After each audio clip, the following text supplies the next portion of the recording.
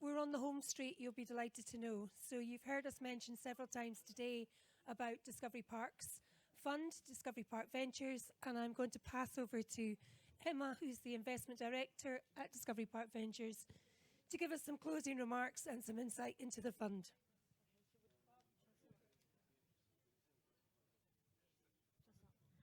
Hi everybody, thank you for staying here for the last session for our investment conference. I'm Emma Palmer-Foster, I'm one of the investment directors at Discovery Park Ventures, about which you've been hearing today.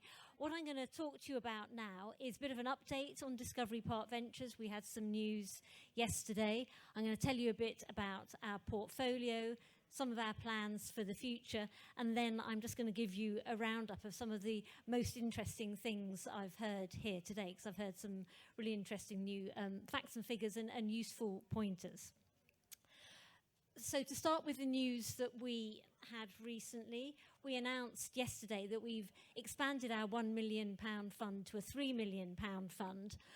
So we're very excited about that. It gives us the opportunity to do more of what we've been doing and provides a cornerstone for some of our investment plans, which I'll talk about. Discovery Park Ventures is an investment fund. We're investing for financial return, but it also plays an important part in the development of Discovery Park. For example, we have a conversation with all our investee companies and potential investee companies about whether it would be beneficial for them to be tenants. It's not obligatory for them to be tenants, but we always have that conversation to see how they can fit into the Discovery Park ecosystem. There's plenty of space at Discovery Park, for example, for manufacturing. So if any of our investee companies have manufacturing needs or ambitions, then Discovery Park can be a good place for them. The other thing that's kind of more metaphorical, if you like, is that all companies in whom we invest become part of the Discovery Park ecosystem, so part of the huge network that we want to build up around Discovery Park and make sure that it's seen as a place where innovation happens. Just switching over the microphone and the pointer so that I don't get them around the wrong way. Oh. Okay, I think the slides are slightly in the wrong order, but to tell you a bit about why we are expanding. One of the reasons why we're expanding, why we've received an extra 2 million from our investors, it's to enable us to do three things really. One is to invest more in more start-outs and spin-ups. We've seen a huge amount of deal flow coming through, and with our first fund, we've already used up that money. We want to invest in more start-ups and spin-outs. We also want to have the opportunity to follow on in more of the companies that we've invested in. The opportunity to follow on, if you like, in some of our investee companies has come around more quickly than we expected, and we wanted to be able to continue to invest in our companies for as long as we can.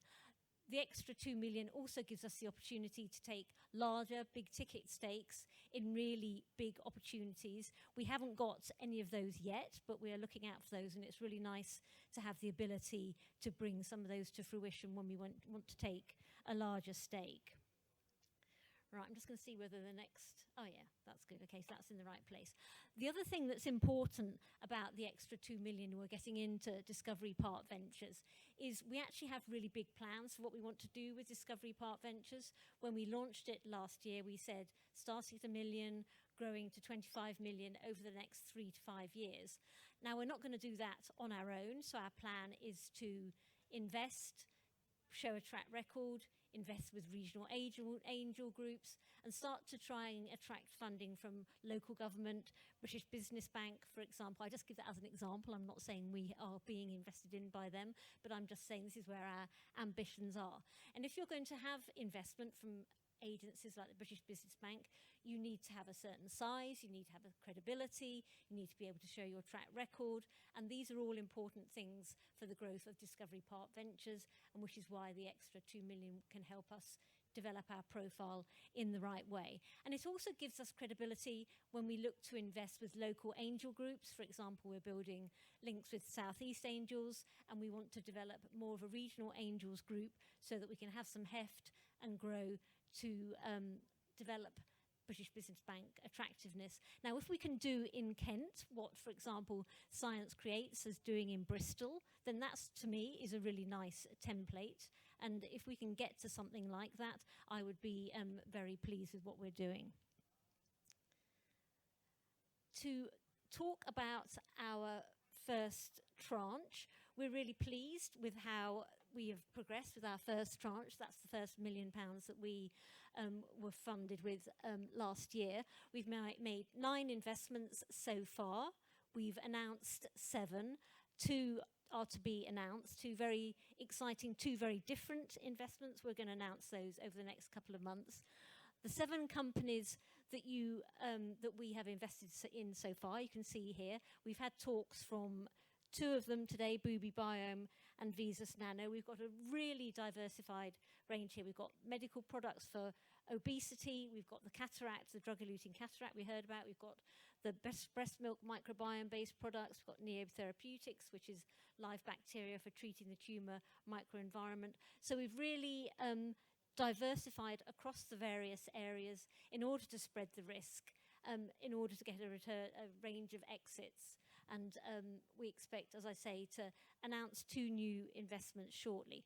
Now you'll see that of the 9 that we've invested in so far, 3 are tenants. And as I say, it's not obligatory to be a tenant, but it's really nice for us if you're on site, and we always like to have those kind of conversations. What we're also really pleased to show is that by investing in these 9 companies, we have invested alongside a range of other investors which are well known in the life sciences startup space in the UK. So that we think that also enhances our credibility and enables us to move forward to attract further funding. There is a slide at the front, which should have been nearer the back, but just to show you how we work. This is all pictures of us all looking a lot younger, but this is me, Martina, and Maya here.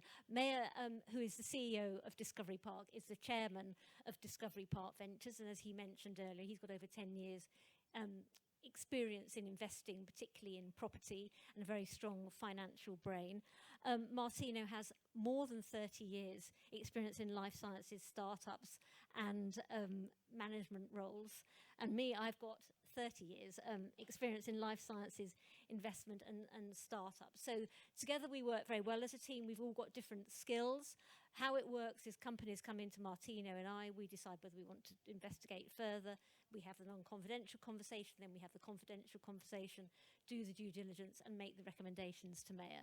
So that's how our system operates, and we've got the wherewithal to take external due diligence if we need to. So moving to the end.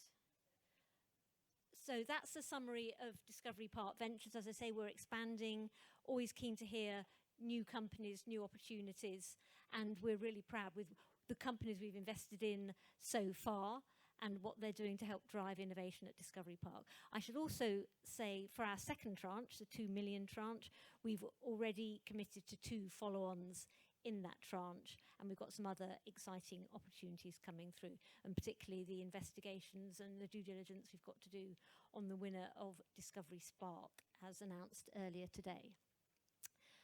Let's finish then with some of the most interesting things I've heard today. So I've been making notes as we went through today. So these aren't in any particular order, but these are some of the really interesting things I've heard today.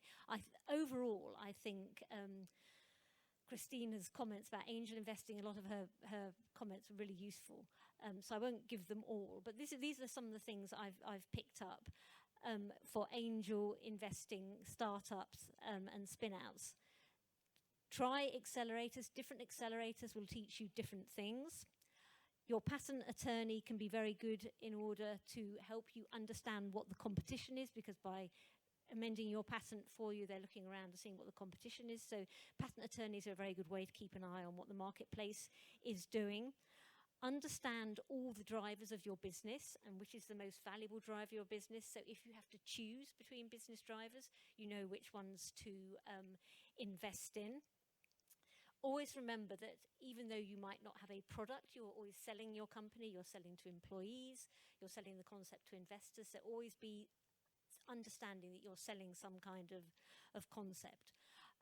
We heard also that investors will invest in sole founders, but very often they consider that they've got to be exceptional before they will invest in sole founders. But it can be done, so don't be told that it can't be done. This is something that Lydia said. The more questions your investors ask you, the better it is. So they don't ask you any questions, they're not likely to invest in you. And we've heard this from two people. Press ahead with those Innovate UK funds and applications. It is hard. You can get better.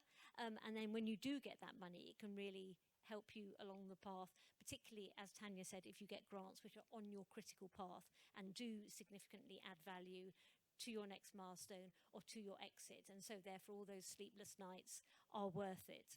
I think the last thing I wanted to mention is about words. Now, I thought word of the year was Riz. I heard on the radio over the weekend that word of the year is Riz, and this is based on charisma. Okay, so you're perceived to have a lot of Riz. Okay, so I thought Riz was word of the year, but I have in fact learnt today that JOMO is the word of the year, and I think, I forget who mentioned it on the panel just here, but JOMO is the elation you feel when you find out that you didn't invest in some bubble inflated valuation companies. So on that note, if you remember anything from this conference, JOMO is the word of the year. But I do hope you've enjoyed the investment conference. I hope you've enjoyed hearing about angel investing, how to make a start in life sciences entrepreneurship. And if you want to know anything more about Discovery Park Ventures, then do ask me, Martino, or Maya. My final point to make is that we will be having a drink in the Hilton just across the way after the end of this session, so do please join us if you feel thus inclined. So thank you very much for your attention. Thank you.